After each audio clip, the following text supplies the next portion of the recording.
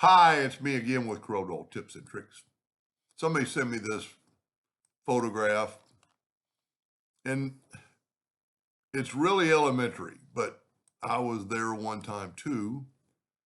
They're trying to take a thin triangle and round in the corners.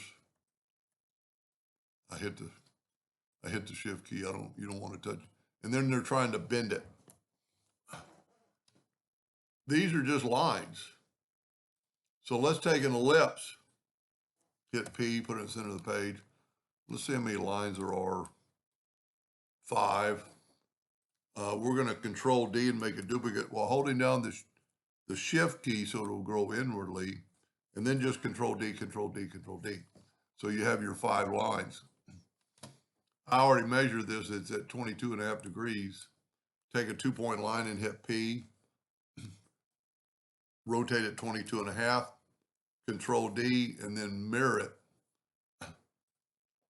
And then just select all this and delete it. Now you still got your 2 lines, so you can hit delete and delete. Now I don't really know how big this picture was.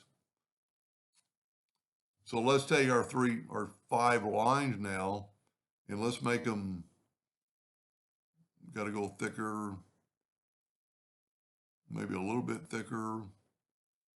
And like always, if the number's not there, if you want like 20 or 18 or 22, you can type in 22 and it'll do 22 points.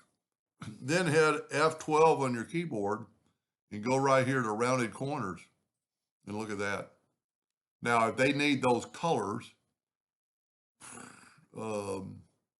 because they're a line, I don't know that this is going to work. Let's go, now we can't smart fill it.